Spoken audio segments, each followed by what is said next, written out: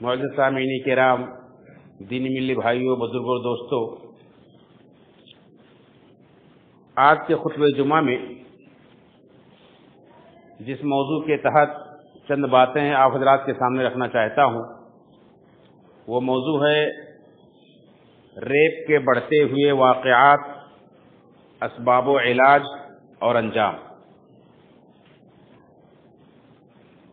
اللہ رب العالمین نے قرآن کریم کے اندر ایک سے زائد مقام پر فرمایا وَلَا تَقْرَبُوا الزِّنَا، زنا کے قریب نہ جاؤ، إِنَّهُ كَانَ فَاحِشَةً وَسَاءَ سَبِيلًا، بے شک یہ بہت بڑی بے حیائی ہے اور بہت ہی برا راستہ ہے۔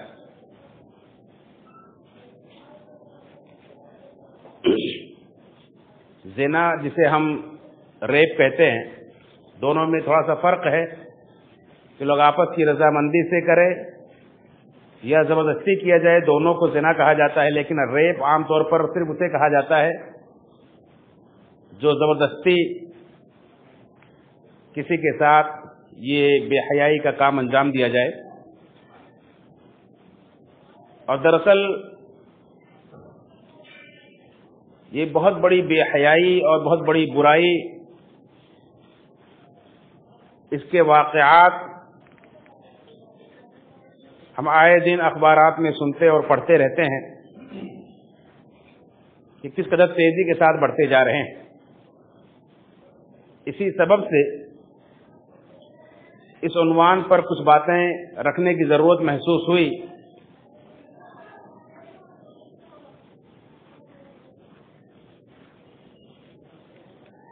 اللہ رب العالمین نے ہم انسانوں کو اشرف المخلوقات بنایا ہے، اور انسانی معاشرے کے اندر عزت کی ایک بہت بڑی اہمیت ہے۔ اسلام جو دین فطرت ہے، جسے اللہ رب العالمین نے جناب محمد رسول اللہ صلی اللہ علیہ وسلم کے ذریعے سے قیامت تک آنے والی تمام انسانیت کے لیے کامل و مکمل کر کے بھیجا ہے، یہ اسلام بھی ہمیں بتاتا ہے کہ انسان کی عزت کی بڑی اہمیت ہے۔ اللہ کے رسول صلی اللہ علیہ وسلم حجۃ الوداع کے موقع پر اپنے الوداعی پیغامات میں جہاں بہت سارے اہم امور کی طرف آپ نے رہنمائی کی، ان کی اہمیتیں بتلائی، وہیں انسان کی عزت کی جو اہمیت ہے ایک بہت ہی انوکھے انداز میں اللہ کے رسول صلی اللہ علیہ وسلم نے سمجھائی۔ صحابہ کرام سے پہلے سوال کیا کہ یہ کون سا شہر ہے، یہ کون سا مہینہ ہے، یہ کون سا دن ہے، جس کی تفصیل آپ اس سے پہلے ہمارے ہی خطبہ جمعہ حجۃ الوداع کے پیغام میں آپ سن چکے ہیں کہ صحابہ کرام نے ہر سوال کے جواب میں یہی کہا کہ اللہ اس کے رسول کو بہتر معلوم ہے۔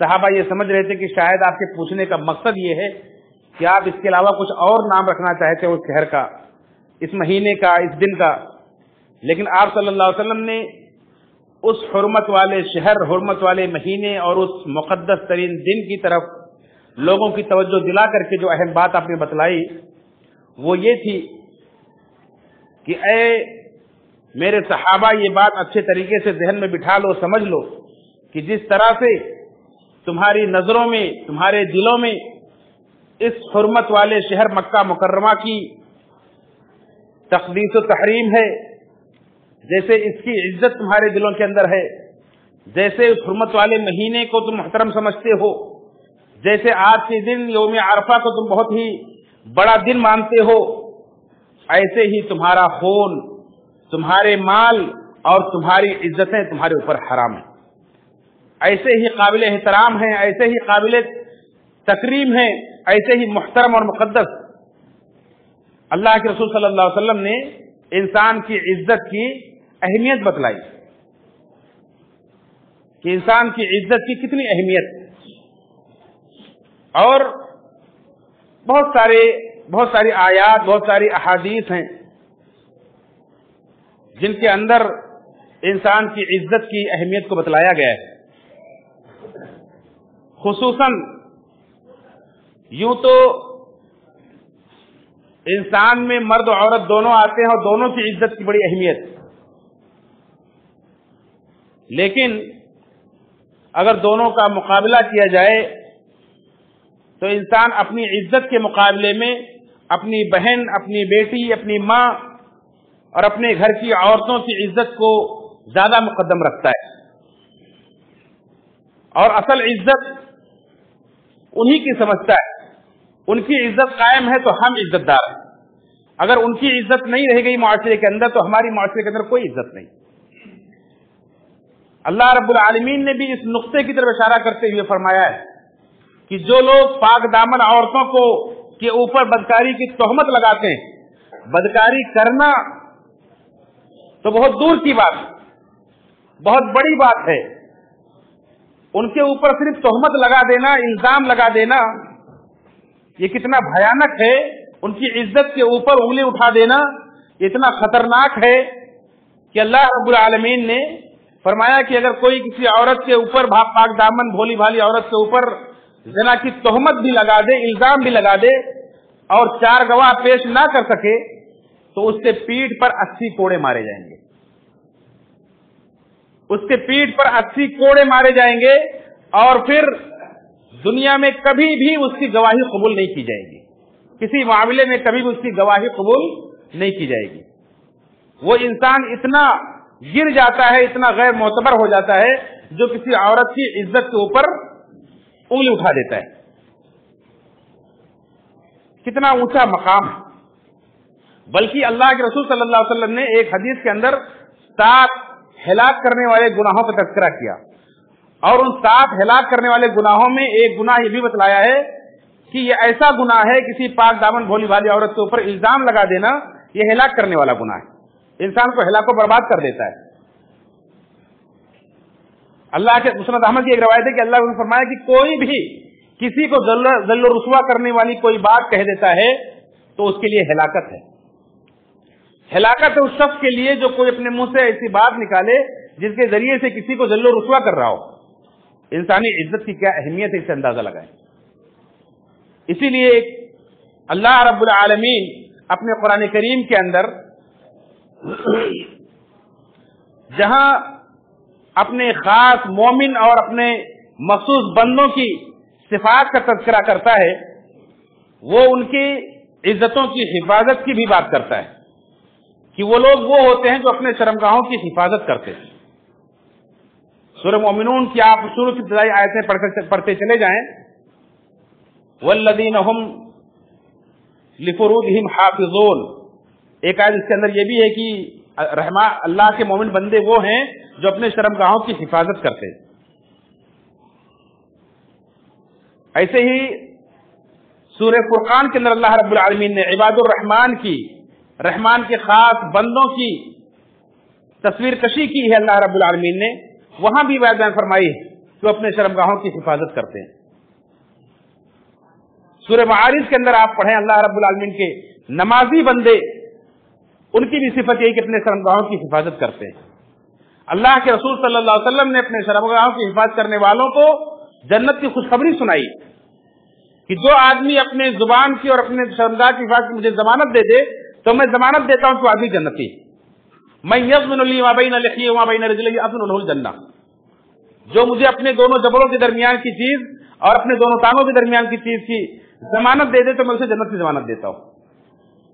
بلکہ اللہ کے رسول صلی اللہ علیہ وسلم نے اتنی بڑی بشارت سنائی ہے کہ جس آدمی کو کوئی بہت اونچے گھرانے کی بہت خوبصورت اور صاحب ثروت عورت برائی کی طرف آمادہ کرے، اسے دعوت دے اور وہ کہہ دے کہ انی اخاف اللہ، میں اللہ سے ڈرتا ہوں، میں یہ کام نہیں کر سکتا ہوں، تو ایسا شخص کل قیامت کے روز میدان محشر میں جہاں اللہ رب العالمین کے عرش کے علاوہ کوئی اور سایہ نہیں ہوگا، ایسا شخص اللہ رب العالمین کے عرش کے سائے میں جگہ پائے گا۔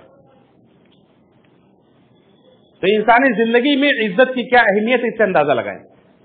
لیکن بڑے افسوس کی بات ہے کہ آج ہم جس معاشرے میں رہ رہے ہیں، ہمارے اس وطن عزیز میں آئے دن ہم جس طرح کے واقعات سنتے ہیں، جس طرح کے لوگ یہ واقعات انجام دیتے ہیں کہ ہماری بہو، ہماری بہن بیٹیوں کی، ہماری ماں اور بہنوں کی عزتوں کے ساتھ جس طرح سے کھلواڑ کرتے ہیں، ایسے لوگوں کو کیا نام دیا جائے، ان کی کیا صفت بیان کی جائے، ان کو درندہ اور حیوان کہتے ہوئے بھی شرم آتی ہے۔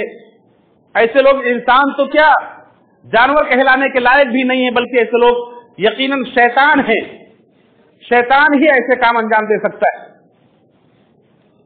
آئے دن آپ اخبار میں پڑھتے ہیں، دیکھتے ہیں ابھی تازہ واقعات کس طرح سے پیش آئے کہ کہیں ایک معاشرے کے اندر خدمت خلق کا فریضہ انجام دینے والی ایک معزز ڈاکٹر کے ساتھ جو واقعہ ہوا کہ 6 لوگوں نے بنگال کے اندر 6 لوگوں نے جس بے رحمی کے ساتھ، بے دردی کے ساتھ اس کی عزت کو تار کیا اور پھر اس کو موت کے گھاٹ اتار دیا، جس طرح سے ملک کی حفاظت کے لیے اپنے آپ کو وقف کر دینے والی ایک پولیس کانسٹیبل کے ساتھ دلی کی سرزمین پر جس طرح سے اس کا بلاکار کر کے اس کو قتل کر دیا گیا، چھوٹی چھوٹی بچیوں کے ساتھ جس طرح سے معاملہ کیا گیا کہ 4 سال کی، 6 سال کی، 9 سال کی بچیوں کے ساتھ زنا بالجبر کر کے، ریپ کر کے اور انہیں بے دردی کے ساتھ موت کے گھاٹ ڈال دیا جاتا ہے۔ آپ تصور کریں کہ ایسے لوگوں کے دلوں کے اندر، ایسے لوگوں کے سینوں کے اندر کون سا دل ہوتا ہے؟ ان سے زیادہ رحم تو جانوروں کے اندر بھی پایا جاتا ہے، جانور بھی ان سے زیادہ رحم کرنے والے ہوتے ہیں۔ یہ کتنے بے رحم لوگ ہوتے ہیں، کس قدر سنگدل لوگ ہوتے ہیں، کتنے بدترین اور کتنے درندہ صفت لوگ ہوتے ہیں، کیسے شیطانی لوگ ہوتے ہیں کہ روح کانپ جاتی ہے، بیان کرتے ہوئے رونگٹے کھڑے ہو جاتے ہیں۔ ایسے واقعات کو پڑھتے ہوئے، سنتے ہوئے کلیجہ منہ کو آ جاتا ہے اور ایک حساس انسان چلا اٹھتا ہے کہ ایسے لوگوں کو سخت سے سزا دی جائے۔ آپ دیکھتے ہیں آوازیں اٹھتی ہیں، احتجاجات ہوتے ہیں کہ ایسے لوگوں کو موت کے گھاٹ اتار دینا چاہیے۔ یہی نہیں کہ موت کے گھاٹ اتار دیا جائے بلکہ سختی کے ساتھ انہیں موت کے حوالے کیا جائے۔ کوئی کہتا ہے انہیں پھانسی پہ لٹکا دیا جائے، کوئی کہتا ہے انہیں نامرد کر دیا جائے، کوئی کہتا ہے کہ انہیں گولی مار دی جائے، انہیں معاشرے کے اندر انہیں ذل و رسوا کیا جائے اور مختلف طریقے سے انہیں موت کے حوالے کیا جائے۔ ایسی مانگ ان کے ساتھ کی جاتی ہے، گویا کہ دبے لفظوں میں لوگ اس بات کی خواہش کرتے ہیں کہ ایسے لوگوں کے اوپر اسلام کا قانون نافذ کیا جائے۔ ایسے لوگوں کے لیے اسلام کی سزا ہی سب سے بہتر سزا ہے، جسے کل تک لوگ ناپسند کرتے تھے کہ اسلام بڑی سخت سزائیں دیتا ہے۔ ایسے درندوں کے لیے معاشرے کے حساس لوگ جب دیکھتے ہیں کہ کوئی بھی چیز ان کے لیے رکاوٹ نہیں بن پا رہی، کوئی بھی قانون کو کوئی اہمیت نہیں دیتے ہیں، تب مجبوراً لا محالہ ایسے لوگ سمجھتے ہیں کہ نہیں، اسلام کا قانون ان کے لیے سخت، ان کے لیے وہ سخت قانون ہی بہتر، وہی انہیں ان کی پیروں میں بیڑیاں پہنا سکتا ہے، وہی اس بڑھتے ہوئے جرائم کو روک سکتا ہے۔ اسلام صرف جرم کے ثابت ہو جانے پر سزا کا اعلان نہیں کرتا ہے، بلکہ اس سے پہلے کی احتیاطی تدابیر پر بھی رہنمائی کرتا ہے کہ ایسے واقعات معاشرے کے اندر وقوع پذیر ہونے ہی نہیں چاہیے، لیکن اس کے باوجود بھی اگر کبھی واقع ہو جائے تو ایسی سخت سزا دی جائے اور لوگوں کے سامنے بھرے مجمع میں مومنوں کی پوری جماعت وہاں اکٹھا ہو، ان کے سامنے گڑھا کھود کر انہیں کمر تک انہیں وہاں گاڑ دیا جائے، اس کے بعد سارے لوگوں کے ہاتھوں میں پتھر دے کر کہا جائے اس وقت تک برساتے رہو ان کے اوپر جب تک کہ یہ مر نہیں جاتے، جب تک کہ ہلاک نہیں ہو جاتے۔ اور یہی وہ سزا ہے جو معاشرے کو امن و سکون اور عزت کے ساتھ سانس لینے کے لیے ماحول فراہم کرتا ہے۔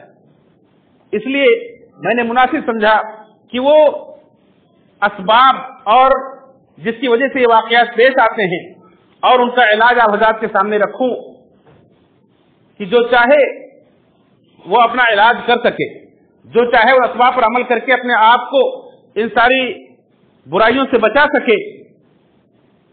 کسی شاعر نے کہا ہے کہ اب جس کے جی میں آئے وہی پائے روشنی، اب جس کے جی میں آئے وہی پائے روشنی، ہم نے تو دل جلا کے سر عام رکھ دیا. ہمارا کام یہ ہے کہ قرآن کریم کی تعلیمات کو، اللہ رب العالمین کے بھیجے ہوئے دین رحمت کی تعلیمات کو اور ان سبق کو آپ حضرات کے سامنے رکھ دیں، اس کے بعد جسے اللہ رب العالمین توفیق دے ان پر عمل کریں. کیونکہ اگر ہم غور کریں گے تو کہیں نہ کہیں سب اس کے ذمہ دار ہیں.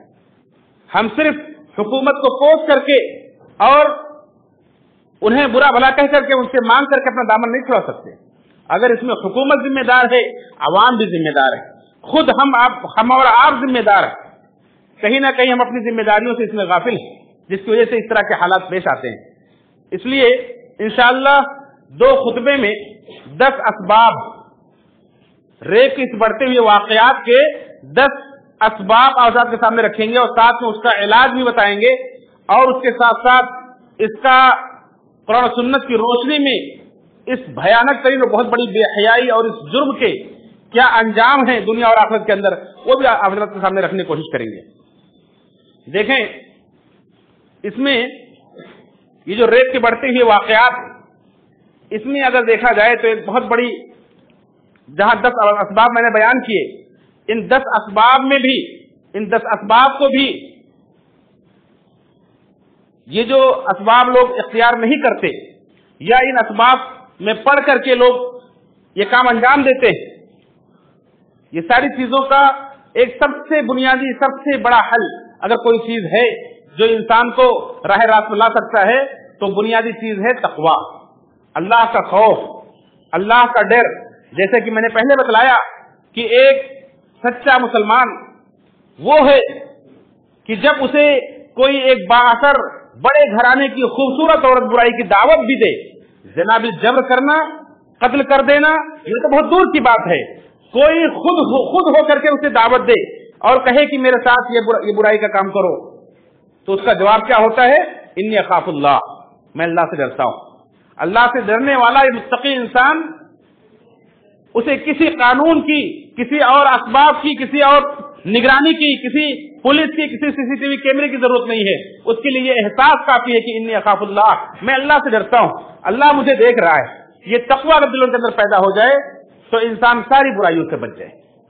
اس لیے اللہ کے رسول صلی اللہ علیہ وسلم نے سارے لوگوں کو مخاطب کر کے فرمایا کہ اتق اللہ حیثما کنت، تم جہاں بھی رہو اللہ سے ڈرو.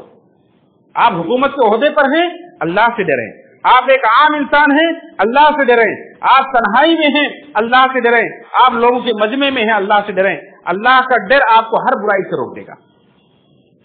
کسی اور کو روکنے کی اور کہنے کی ضرورت نہیں پڑے گی، پابندی لگانے کی ضرورت نہیں پڑے گی.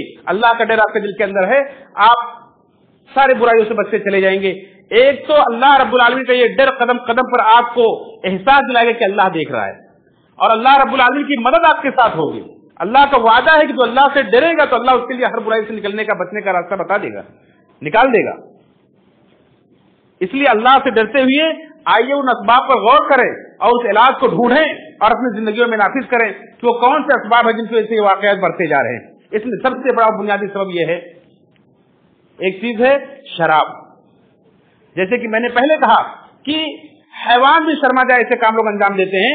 یقیناً یہ شیطانی لوگ ہیں، یہ شیطانی شیطان نما، یہ انسان نما شیطان ہے جو کام انجام دیتے ہیں. اور یہ شراب جو ہے اللہ رب العالمین قرآن کریم کے سے فرمایا کہ یہ شیطانی عمل ہے. انما الخمر والمیسر والانصاب والازلام رجس من عمل الشیطان. اللہ نے فرمایا کہ شراب، جوا، تھان اور پانسے کی تیر یہ سب گندی چیزیں ہیں اور یہ من عمل الشیطان، یہ شیطان کا عمل ہے. فاجتنبوہ لعلکم تفلحون، تو ان سے بچو تاکہ تم کامیاب ہو جاؤ. اگر ہم چاہتے ہیں بڑھتے ہوئے یہ ریپ کے واقعات رک جائیں تو اس لیے سب سے پہلے نمبر پر ہمیں شراب پر پابندی لگانی چاہیے. انسان جب شیطان بن جائے کوئی ایسا عمل کر کے، کچھ ایسا کھا کر کے، کچھ پی کر کے، شراب کے نشے میں دھت ہو کر کے، तो इंसान न किसी के माल की परवाह करता है, न जान की परवाह करता है, न किसी रिश्ते की परवाह करता है, न किसी की इज्जत की परवाह करता है। आप देखते होंगे कि शराब के नशे में इंसान अपनी माँ और बहन के दरमियान, अपनी बीवी के दरमियान तमीज नहीं करता है। और ऐसे वाकया जब पेश आते हैं, आप देखते होंगे कि ये वाकया जो अंजाम दिया गया, वहां शराब की बोतलें मौजूद, ऐसा इंसान नशे में था, इसकी वजह से ये वाकया पेश आया, ये अमल उसने अंजाम दिया। तो ये बहुत बड़ा सबब है शराब, जिसकी वजह से ये बुराई दिन ब दिन बढ़ती जा रही है। और शराब और शबाब का आपस में बड़ा गहरा रिश्ता है। इंसान जब शराब में धुत होता है, नशे में धुत होता है, तो उसे यही सोचता है और इसी तरह उसके कदम उठते हैं। इसलिए अगर हम चाहते हैं कि रेप के बढ़ते हुए असबाब, ये वाकयात रुक जाएं, तो सबसे पहले शराब पर पाबंदी लगाई जाए। लेकिन आप देखेंगे कितने धड़ल्ले के साथ शराब बेची जा रही है, हालांकि इसके नुकसानात सभी जानते हैं। कोई भी इंसान हो, अगर उसे पता चल जाए कि फला आदमी शराब पीता है, अपनी बेटी का रिश्ता उसे नहीं देता है, उसे अपने घर में बिठाना गवारा नहीं करता है, ये शराबी आदमी। लेकिन फिर उसके बावजूद भी हमारी हुकूमतें क्यों शराब के लाइसेंस देती, क्यों धड़ल्ले के साथ उन्हें बेचने की इजाजत देती, परमिशन देती? क्या इसके नुकसानात से वो नावाकिफ है? क्या सिर्फ इतना काफी है कि उसको लेवल लगा दिया जाए, ये शराब आपकी सेहत के लिए हानिकारक है, ये नशे की चीज, ये गुटखा, ये पुड़िया, ये आपके लिए कैंसर का सबब है, सिर्फ लेवल लगा देना काफी है और लोग इससे बच जाएंगे? ऐसे अगर है तो सारे कानून को खत्म कर दीजिए, उसके बाद फिर सिर्फ हद का एक लेवल लगा दीजिए। एक इंसान पटरी पार करता है, उसे मालूम है कि ट्रेन आएगी और कट जाएगा, तो वहां भी एक लेवल लगा दीजिए कि बस पटरी पार करना नुकसानदेह है, खतरा है, और उसके बाद कोई फाइन और कोई पाबंदी मत लगाइए। वहां तो पुलिस खड़ी रहेगी, वहां तो पकड़ के फाइन लिया जाएगा, वहां जेल में बंद कर दिया जाएगा। लेकिन यहाँ जो इतनी खतरनाक चीज पूरे माशरे को तबाह कर रही है, उसके ऊपर सिर्फ एक लेवल लगा देना काफी है कि बस नुकसानदेह, उस पर तुम्हारी मर्जी पियो चाहे ना पियो। क्यों ऐसा? यानी बुराई को देख करके आंख मूंद लेना एक जिम्मेदार हुकूमत का ये काम कैसे हो सकता है? क्यों? इसलिए कि उन्होंने इज्जत के मुकाबले में पैसे को अहमियत दी। इससे बहुत बड़ी आमदनी होती है, बहुत बड़ा टैक्स मिलता है, बहुत ज्यादा पैसा मिलता है, इसलिए लोगों की इज्जतें जाए भाड़ में और हमें पैसे से मतलब है। इसलिए लाइसेंस दिए जाते हैं, बेचे जाते हैं, खरीदे जाते हैं, पिए जाते हैं और फिर ये वाकयात पेश आते हैं। दूसरी चीज है, ये मुआशरे के अंदर जो फुहश गीत और गाने और नंगी नंगी फिल्में, ये भी, इनका भी बड़ा हाथ है इन वाकयात के पेश आने में। इन रेप के बढ़ते वाकयात में आपने देखा होगा, अखबार पढ़ने वाले जानते होंगे कि कितने ऐसे वाकयात पेश आते हैं कि उसने गंदी फिल्म देख करके, गंदी फिल्म दिखा करके उस 9 साल की बच्ची का रेप किया। अभी गालिबन अंबरनाथ का वाकया है जो अखबार में आया कि 1 जुलाई को एक 35 साल शख्स ने, जिसका नाम संतोष कामले था, 9 साल की बच्ची को अवामी बैतुल खला के पास ले गया और उसको गंदी फिल्म दिखाया और गंदी फिल्म दिखाने के बाद उसका बलात्कार किया। तो इन फिल्मों का, इन फौश गानों का बहुत बड़ा किरदार रहा है इस रेप के बढ़ते हुए वाकयात में, और बहुत बड़ा सबब है ये। लिहाजा यहां भी जरूरी है कि इस पर पाबंदी लगाई जाए। अगर ये फिल्में, ये सब ड्रामे लोगों के सबक के लिए बनाए जाते हैं, लोगों की इस्लाह के लिए बनाए जाते हैं और लोगों के लिए, लोगों को सही रास्ते पर लाने के लिए बनाए जाते हैं, तो उन्हें इतना नंगा करने की क्या जरूरत है? उन्हें इतना फौश करने की क्या जरूरत है?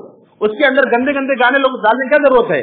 इसलिए बहाना यह है कि लोग ये पसंद करते हैं, लोग जो भी पसंद करते हैं उनको छोड़ दे दीजिए, और हुकूमत को भारी टैक्स मिलता है, इससे कमाई होती है। यानी आपकी इज्जत की, जमानत की सिर्फ नारे लगाते हैं, वादे करते हैं, लेकिन असल में इनका मकसद पैसा जमा करना होता है। इसलिए आपकी इज्जतों के साथ कुछ भी होता रहे, इन्हें पैसे से मतलब होता है, इसलिए ऐसी चीजों को बढ़ावा दिया जाता है। तीसरी चीज है मखलूत तालीम। आप देखें हर जगह मर्द और औरत को मिला करके रखने की एक ट्रेंड चल रही है कि तालीम से लेकर के कंपनियों तक اور ہر جگہ یہاں تک کہ آپ فلائٹ میں سفر کریں گے تو آپ کی سیٹ بھی اس طرح سے بک کی جاتی ہے کہ ایک آدمی تو اس کے بغل میں ایک لیڈیز ہونا ضروری. یہ ساری چیزیں خلط ملط کر کے لوگوں کو رکھنے کا مقصد کیا ہے؟ تاکہ لوگوں کے جذبات کو بھڑکایا جائے. اور جب اس طرح سے لوگوں کو خلط ملط رکھا جاتا ہے تو پھر یہی جذبات کو بھڑکانے کے بعد، کیونکہ انسان ہے، اللہ رب العالمین کے اندر جذبات رکھے ہیں، خواہشات رکھے ہیں، کوئی انسان اس سے انکار نہیں کر سکتا ہے. اور جب پیٹرول اور آگ کو ایک ساتھ جمع کیا جائے گا تو خطرے بڑھیں گے، آگ لگے گی، اور یہی ہوتا ہے کہ اس کے بعد جذبات بھڑکتے ہیں، پھر انسان موقع ڈھونڈتا ہے، تنہائی ڈھونڈتا ہے. ابھی حال ہی میں واقعہ آپ نے پڑھا ہوگا اخبار میں کہ یہ جو لڑکوں لڑکیوں کے گرل فرینڈ اور بوائے فرینڈ کے چلتے ہیں، یہ سب انہیں اسکولوں اور کالجوں سے ہی سیکھ کر کے نکلتے ہیں کہ اپنی گرل فرینڈ کو لے کر کے باندرا بس اسٹینڈ پر گھمانے لایا، گھمانے کے بہانے انتظار کیا. وہ بولتی رہی کہ چلو مجھے گھر جانا ہے، دیر ہو جائے گی، لیکن اس نے کہا کہ نہیں ابھی اور ٹائم ہے. وہ انتظار کرتا رہا کہ تاریکی ہو جائے، رات ہو جائے، اور اس کے بعد پھر اپنی خواہش پوری کرنے کے لیے اس کے اندر جو خواہشات کا درندہ جو چھپا ہوا تھا باہر نکالا، اور اس کے بعد اس نے زبردستی کی اس کے ساتھ. وہ منع کرتی رہی تو اس کو اس کا سر پتھر میں پٹک کر کے اس کو قتل کر دیا. تو اس طرح سے یہ جو چیزیں معاشرے کے اندر مخلوط تعلیم کے ذریعے سے اور کمپنیوں کے اندر مخلوط لوگوں کو رکھ کر کے کام کروانے کے ذریعے سے ساتھ میں پڑھ رہے ہیں، ساتھ میں کام کر رہے ہیں، ساتھ میں پکنک پہ جا رہے ہیں، ساتھ میں راتیں گزار رہے ہیں، دن گزار رہے ہیں، اور ساری چیزیں کر رہے ہیں، اس کے بعد یہ سارے واقعات پیش آتے ہیں. اس سے جہاں یہ واقعات ریپ کے واقعات بڑھ رہے ہیں، وہی ساتھ میں دوسری چیزیں بہت زیادہ گھاٹے کی طرف جا رہی ہے اور نقصان کی طرف جا رہی ہے. آپ دیکھیں گے اگر یہ مخلوط تعلیم چھوڑ کر کے لڑکیوں کا پورا سسٹم الگ کر دیا جائے، لڑکوں کا الگ کر دیا جائے، تو انسان کی تعلیم کا معیار بھی بڑھ جائے گا. یہ گارنٹی اور ضمانت ہے کہ آپ دیکھیں گے ایسی کلاسوں میں جہاں مخلوط لڑکے اور لڑکیاں بیٹھے ہوں، ایسے پڑھتا کون ہے؟ یہاں تک کہ لوگ اپنی ٹیچر کے ساتھ بھی بدتمیزیاں کرتے ہیں. ٹیچر پڑھا رہی اور بیٹھے بیٹھے اس کی تصویر بنا رہے کلاس میں بیٹھے بیٹھے. ٹیچر پڑھا رہی اور آپس میں بیٹھ کے دوسرے کو چٹھیاں دے رہے، ایک دوسرے سے باتیں کر رہے ہیں، ایک دوسرے کی طرف اشارے کر رہے ہیں. اور آئے دن واقعات پیش آتے ہیں کہ پڑھتے پڑھتے اسٹوڈنٹ نے اپنی ٹیچر کے ساتھ بھاگ کر کے شادی کر لی. یہ اس طرح کے جو واقعات پیش آتے ہیں، ان میں مخلوط تعلیم کا بھی بڑا اثر ہے.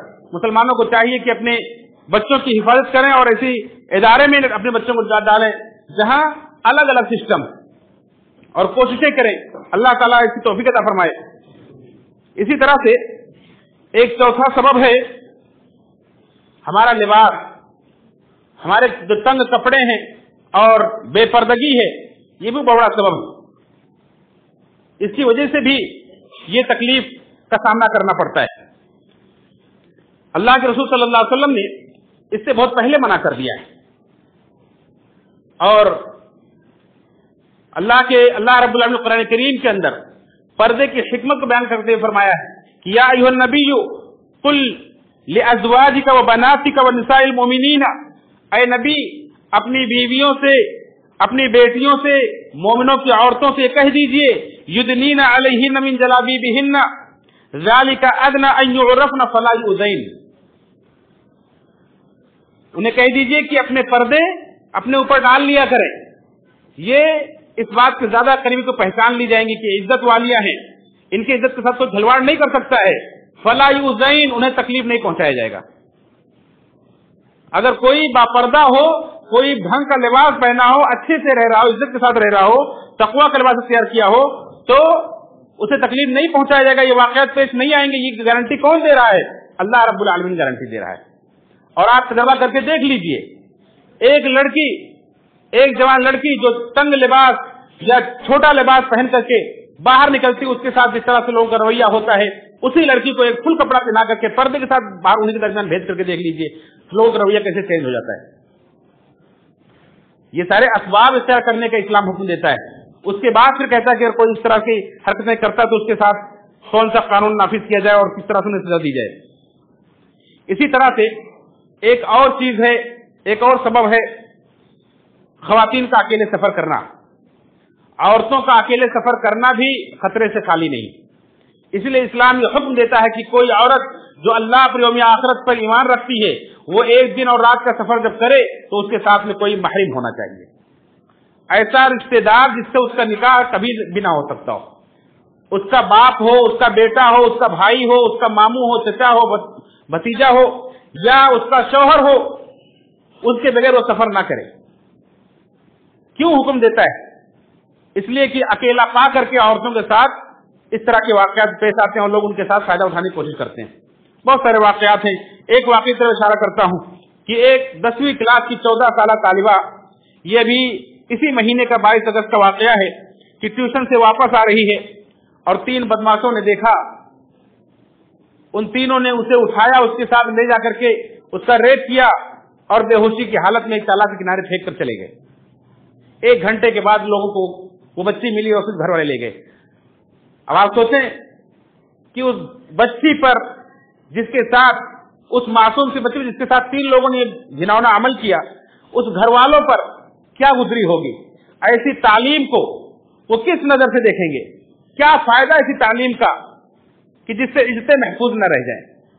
آپ کے گھر کوئی پیغام لے کر آئے اور کہے کہ میری بچی بہت پڑھی لکھی، بہت اعلیٰ نمبروں سے کامیاب ہوئی ہے، اس کے پاس بہت ساری ڈگریاں ہیں، لیکن ایک کمی ہے کہ اس کے پاس اس کی عزت محفوظ نہیں رہ گئی۔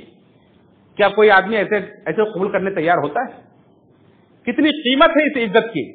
ساری دنیا کی دولتیں، ساری ڈگریاں، ساری تعلیم سب بیکار ہے اس کے آگے، لیکن ہم ان اسباب کو اختیار نہ کرنے کی وجہ سے ایک قیمتی چیز سے محروم ہو جاتے ہیں اور معاشرے کے اندر ایسے لوگوں کو بڑھاوا ملتا ہے۔ میرے بھائی اور دوستو، یہ 5 اسباب میں نے آپ حضرات کے سامنے رکھے ہیں۔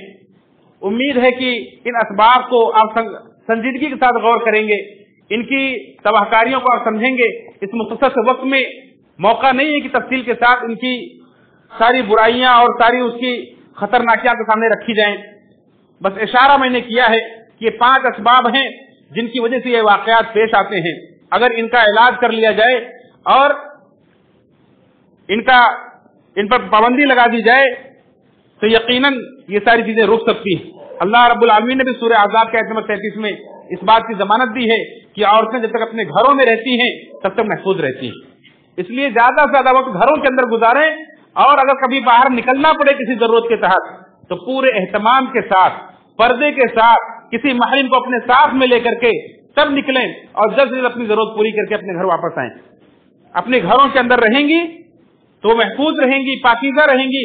اللہ رب العالمین نے اس کا مقصد بیان فرمایا ہے کہ لِيُذْهِبَ عَنْكُمُ الرِّجْسَ أَهْلَ الْبَيْتِ وَيُطَهِّرَكُمْ تَطْهِيرًا، اللہ تمہیں جو یہ حکم دیتا ہے اپنے گھروں میں ٹھہرنے کا، اس لیے کہ تاکہ تم سے گندگی کو دور کرے، اور اے گھر والوں تمہیں اللہ تعالیٰ پاکیزہ رکھنا چاہتا ہے، اس لیے اللہ کی احکام ہے۔ اس لیے ان 5 اسباب کو پھر ایک بار آپ کے سامنے دوہرا کر کے اپنی بات ختم کرتا ہوں کہ سب سے پہلا سبب ہے شراب، جس کی وجہ سے یہ ریپ کے بڑھتے ہوئے واقعات پیش آتے ہیں۔ دوسری چیزیں ہیں گندی فلمیں اور اشلیل گانے، تیسری چیز ہے یہ مخلوط تعلیم، چوتھی چیز ہے تنگ کپڑے اور بے پردگی، اور 5ویں چیز ہے خواتین کا، عورتوں کا، نوجوان لڑکیوں کا اکیلے سفر کرنا۔ ان ساری چیزوں سے ہمیں بچنے کی ضرورت ہے تاکہ ہم ان واقعات سے دوچار نہ ہوں۔ انشاءاللہ مزید 5 اسباب اور اگلے خطبے میں رکھے جائیں گے، اس امید کے ساتھ کہ اللہ تعالی ہم سب کو عمل کی توفیق عطا فرمائے۔ اللہ رب العالمین ہم سب کو دنیا میں جب تک زندہ رکھے، عزت کے ساتھ دین اسلام پر زندہ رکھے، جب بھی دنیا سے لے جائے تو حالت ایمان پر لے جائے۔ رب العالمین جنت الفردوس میں ہمارا ٹھکانہ بنائے، ہمیں جہنم کے عذاب سے بچائے، قبر کے عذاب سے بچائے۔ جنت الفردوس ہم سب کو نبی کریم صلی اللہ علیہ وسلم و صحابہ کرام کو ساتھ نصیب فرمائے، آمین تقبل یا رب العالمین۔ ان اللہ وملائکتہ یصلون علی النبی یا ایھا الذین آمنوا صلوا علیہ وسلموا تسلیما، اللهم صل علی محمد وعلی آل محمد كما صليت على ابراہیم وعلى آل ابراہیم انك حمید مجید، اللهم بارک علی محمد وعلى آل محمد كما باركت على ابراہیم وعلى آل ابراہیم انك حمید مجید۔